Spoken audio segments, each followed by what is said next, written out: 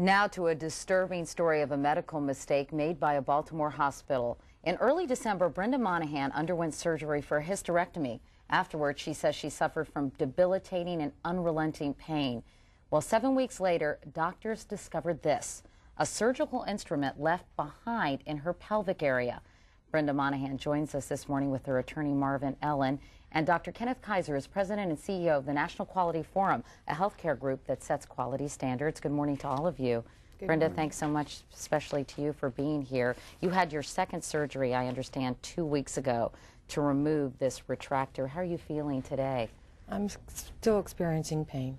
You are? Yes. Constant pain or just occasional pain? It varies, but it's there. Let's backtrack. You had to get a hysterectomy because of fibroids, which was a very emotional situation for you because I know you and your husband had tried to have children for 5 years, but it ended up you needed a hysterectomy.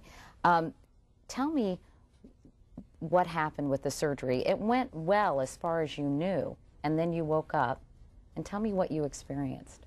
I woke up in severe pain. It was constant. And I asked for help. I asked for, why was I experiencing this pain? And what were you told? It was to be expected.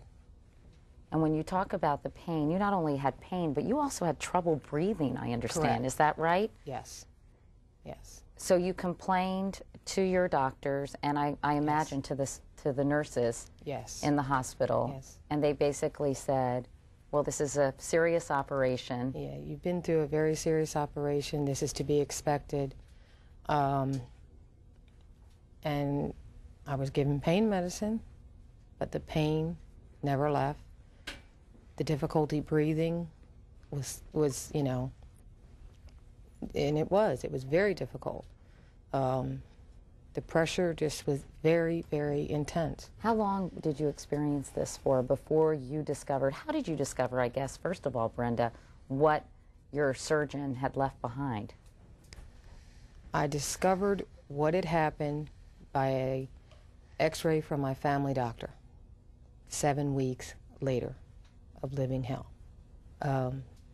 And he called me and told me, and I went into shock.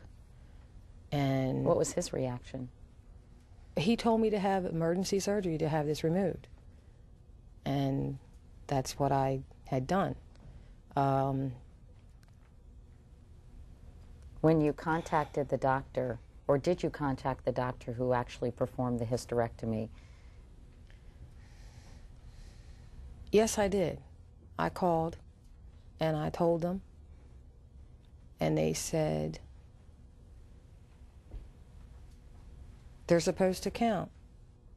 They're supposed to count what? The instruments. And that's all? That was the response. Did you speak with the doctor himself or herself? I spoke directly to her, and that's what she told me. Did she apologize? No.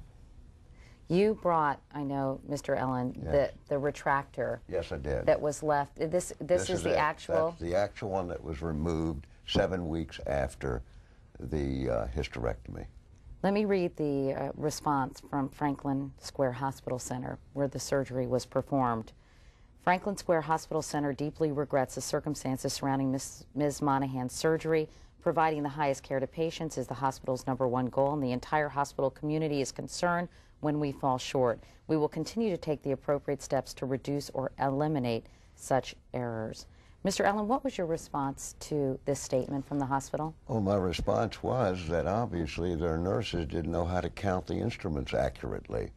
The surgeon, who was not supposed to leave the retractor in, I anticipate will say that he relied on the accurate count from the nurses, and of course the nurses' response will be that they had right to assume that he took out from the operative site the retractor that you're holding. What kind of award are you looking for? High 6 figures. Mr. Kaiser, a recent study suggested that operating teams leave surgical instruments like sponges, clamps, other things in about 1,500 patients every year. And of course that begs the question, what the heck is going on?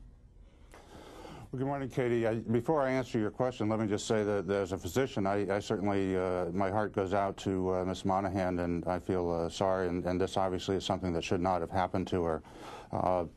The best estimates are, as you said, that this happened somewhere around 1,500 to perhaps as high as 2,500 or so cases a year. Because hospitals aren't and doctors aren't required to even report this, right? That's true. There is no reporting system. Of course, that's something that has been recommended, and if we had better information, we would probably be in a better position to do something about it to prevent these from occurring.